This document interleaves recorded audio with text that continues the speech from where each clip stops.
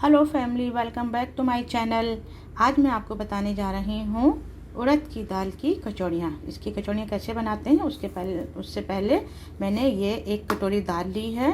इसको पानी में इसको भिगोऊंगी 5-6 घंटे तक के लिए, कम से कम इसको भिगो के रखना है। उसके बाद इसके छिलके को छुटा के इसको पानी में डाल देना है। अच्छे से 2-3 कटोरी इसमें पानी डाल देना है और इसको 5-6 घंटे तक भिगो के रखना है। दाल को फुल नाइट भिगोने के बाद मैंने इसको इस तरीके से कुछ छिलके छुटा दिए हैं और 1-2 बार वॉश होगा तो ये सारे छिलके छूट जाएंगे। अब इसको मिक्सर में ग्राइंड करना है और इसमें पिट्ठी बना के इसमें क्या क्या डालने हैं मसाले, वो सब मैं आपको बताती हूँ। अब मैंने इस दाल को अच्छे से वॉश करके अब मैं इसको ग्राइंड करूँगी। अब मैं मिक्सर में इसको डालती हूँ और इसमें डालने के बाद और मुझे क्या क्या डालना है वो सब मैं आपको बताती हूँ।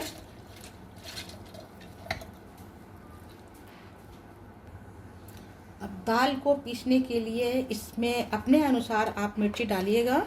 मैं इतनी हरी मिर्ची डाल रही हूँ, कम से कम 7-8-9 मिर्ची डाल रही हूँ। आप अपने जिस हिसाब से तीखे खाइए वैसे डालिए, क्योंकि कचौड़ी थोड़ी सी तीखी अच्छी लगती है, तो मैंने इतनी सारी मिर्ची डाली है। और साथ में मैंने ये जिंजर डाल ली है, जो मैंने अच्छे से कद्दूकस से क्रश कर ली थी। और ये जिंजर मैं डालूँगी क्योंकि उड़द की दाल की पिट्ठी बन रही है कचौड़ी के लिए, तो मिर्ची अदरक डालना ये सब बहुत ज़रूरी भी होता है। साथ में मैं ये डाल रही हूँ, कुछ मैंने लिया है ये हल्का सा गरम मसाला, ये मैंने सौंफ पाउडर लिया है, ये थोड़ी सी कुटी मिर्ची है और ये नमक है। क्योंकि आटे में भी हमें नमक डालना है, इसलिए थोड़ा नमक इसमें और थोड़ा नमक हमें आटे में डालना है। और ये सारी चीज़ें मुझे इस तरीके से इसमें पलट देनी है। बाकी का ये मसाला मैं डाल रही हूँ इसमें।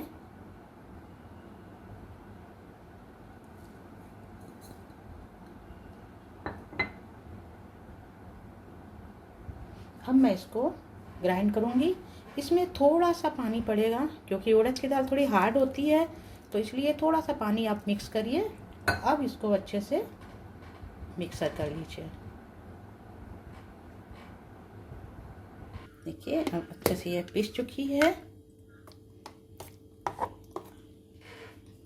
अब मैं इसको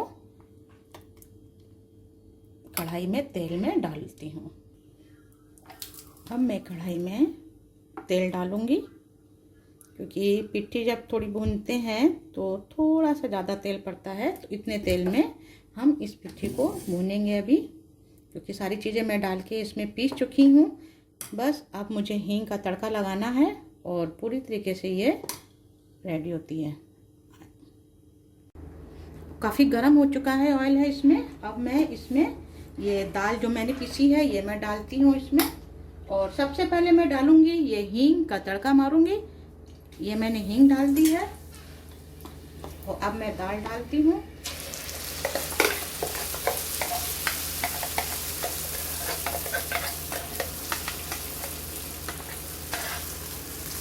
इसको अच्छे से ये सारी आके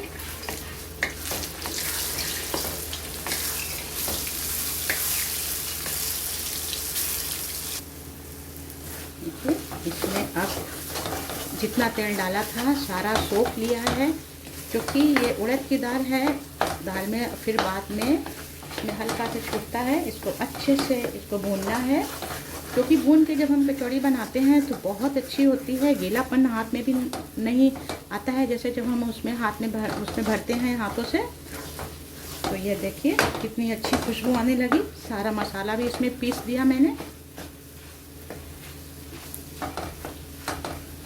इसी तरीके से इसको थोड़ा सा हल्का सा गुलाबीपन आ जाए तब तक आप इसको भूनिए। काफ़ी हद तक हमारी ये भून चुकी है। अब इसमें मैं डालती हूँ ये ऊपर से कोरिएंडर धनिया पत्ती। अब इसको अच्छे से मिक्स करना है।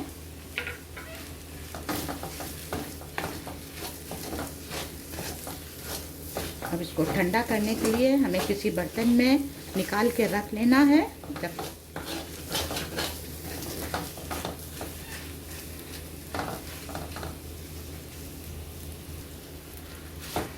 अब इसको किसी प्लेट में निकाल लेती हूँ। और जब तक मैं आटा आपको बताती हूँ आटा मुझे कैसे मलना है। अब इसको एक प्लेट में ठंडा होने के लिए इस पिट्ठी को अलग रख देती हूँ, जिससे थोड़ी हवा लग जाए और ये ठंडी हो जाए। क्योंकि आटे में हम अगर गीली ये गरम गरम अगर हम भरते हैं तो हमारे आटे में क्या होती है, कचौड़ी फूट जाती है। मैं बताती हूँ कि अब इसकी कचौड़ियाँ कैसे बनेंगी।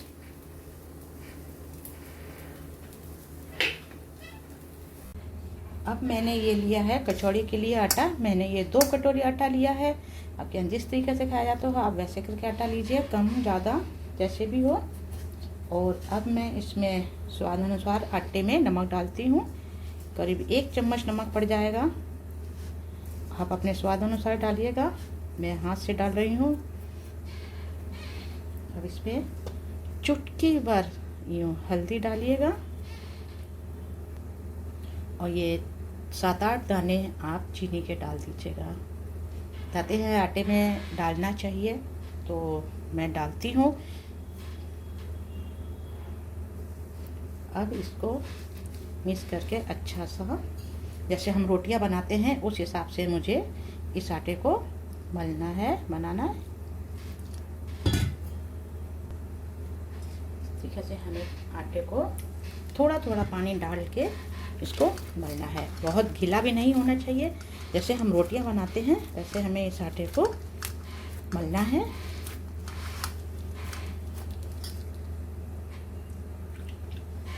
हमेशा थोड़ा थोड़ा पानी करके ही डालना चाहिए आटे में, जिससे कि आपका आटा एकदम से गीला नहीं हो जाए। गीला हो जाएगा तो फिर आटा बहुत ज़्यादा, फिर उसमें सूखा आटा डालना पड़ेगा, तो इसलिए आपकी आटे की क्वांटिटी बढ़ जाएगी। और हमेशा ताज़ा आटा ही मलना चाहिए।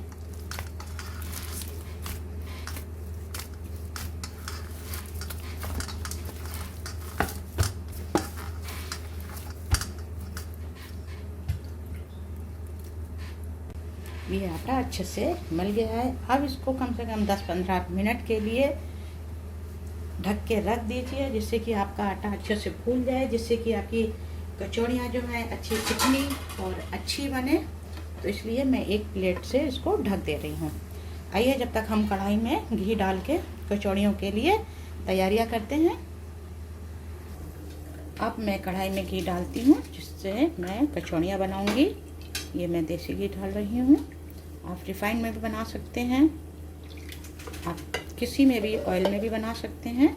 बहुत अच्छी लगती हैं ये कचौड़ियाँ। सरसों के तेल में भी बहुत अच्छी लगती हैं और घी में भी बहुत अच्छी लगती हैं ये कचौड़ियाँ। देसी घी बोलते हैं हम तो, देसी घी में।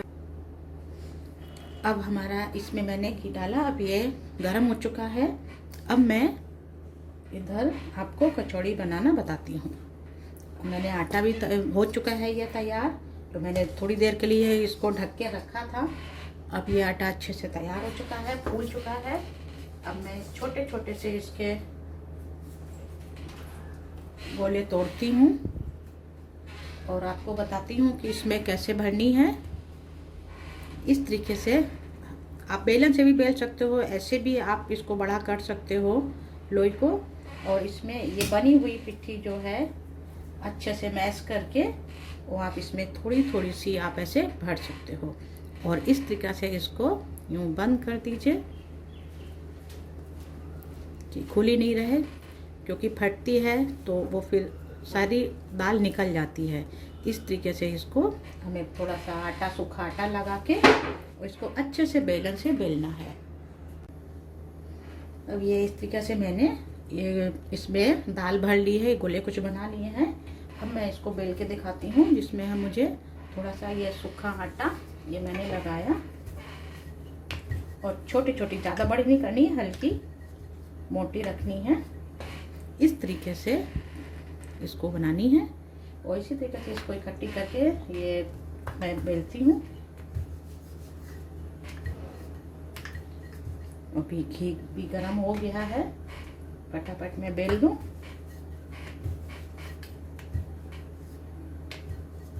इस तरीके से बेलनी चाहिए जिससे कि ये फटने ना पाए। अब देखिए, अब मैं इसमें डाल रही हूँ। बहुत ज़्यादा गर्म भी घी नहीं चाहिए और बहुत ज़्यादा ठंडा भी नहीं चाहिए। ऐसा होना चाहिए कि आराम से पूरियाँ अंदर तक सिक जानी चाहिए। ऐसा नहीं हो कि बहुत ज़्यादा तेज़ होती है तो उसमें क्या होता है, एकदम बहुत जल्दी लाल हो जाती है पर सिक नहीं पाती है। इसी तरीके से हम ये डालते हैं और इसको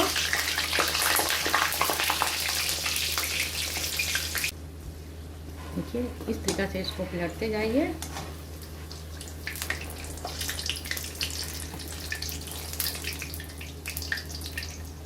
आप ऐसा भी कर सकते हैं कि जैसे होता है कि इकट्ठी हमें बनानी है तो आप आधी कच्ची, मैं भी बताती हूँ कि वो कैसे बनानी है। ये एक बार में हमने प्रॉपर इसको सेकी है, इसको अच्छे से डीप फ्राई की है। और एक दूसरे तरीके से बनती है कि ठंडी होने के बाद भी आप उसको तल सकते हो और उसके अंदर भी घी नहीं जाता है। अब ये खाने के लिए रेडी, कितनी बढ़िया दाल की कचौड़ियाँ।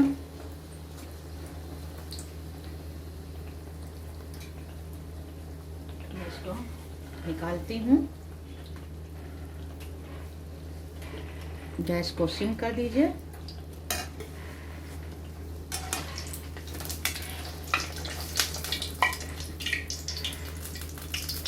घी को अच्छे से निचोड़ जाना चाहिए, निकल जाना चाहिए, क्योंकि होता है इसमें तो अंदर नहीं घी भरा है बट फिर भी हमें घी को अच्छे से निकाल देना चाहिए। अब ये इसी तरीके से हमें ऐसे इसमें और डाल देनी है,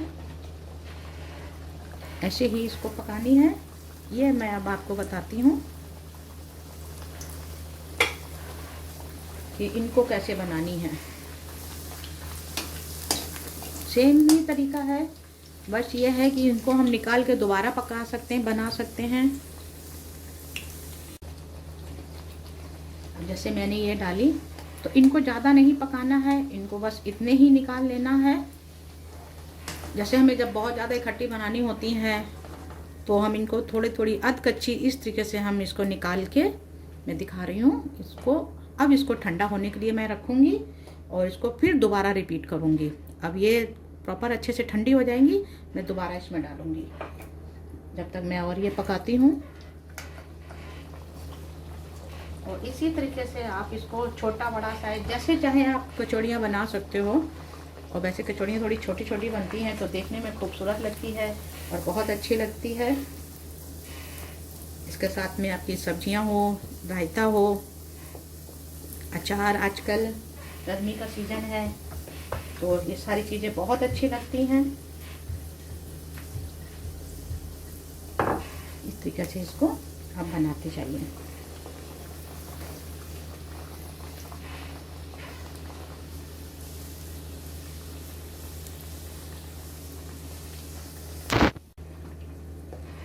ये तो प्रॉपर वाली ये भी सीख गई है। अब जब तक वो ठंडी हो चुकी है, अब वो मैं आपको सेक के बताती हूँ।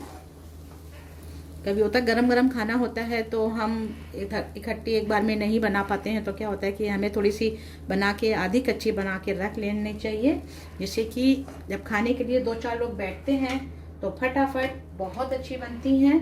अब ये ठंडी हो चुकी है, अब मैं इसको रिपीट करती हूँ।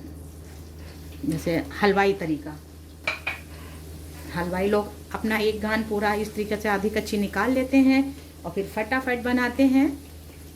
उसी तरीके से आप भी बना सकते हो, दोनों तरीके से आप बना सकते हो। और आप बना के हमें कमेंट्स में ज़रूर बताइएगा, कमेंट बॉक्स में, कि कैसी बनी और कैसा टेस्ट आपको लगा इन कचौड़ियों का, ज़रूर बताइएगा। और लाइक शेयर करना ना भूलिएगा, सब्सक्राइब भी करिएगा। देखिए ये कितनी जल्दी सिक गई। इसी तरीके से जब हम आधी कच्ची निकाल के रख लेते हैं तो ये बहुत जल्दी सिकती है और बहुत ही खस्ता, और बहुत ही कहते नहीं खस्ता कचौड़ी, यम्मी, मज़ेदार। देखिए आप इसको अच्छे से देखिए कितनी बढ़िया सिकी है। अब ये कचौड़ियाँ खाने के लिए रेडी हैं। अब गरम गरम कचौड़ियाँ आप खाइए। इस वक्त साथ में आपके ये कद्दू की सब्जी है, गंगा फल जिसको कहते हैं, ये दही है, ये अचार है। आप अपने तरीके से जो भी सब्जी आपकी अवेलेबल हो, आप अपनी सब्जी किसी भी तरीके से आप खाइए। पर ये चाय के साथ भी बहुत अच्छी लगती है स्नैक के रूप में। आप इसको अगर खाते हैं, देखिए कितनी अच्छी कचौड़ियाँ बनी हैं। और आप इसको कमेंट्स में मुझे ज़रूर बताइएगा, लाइक कीजिएगा, शेयर कीजिएगा। Thank you family.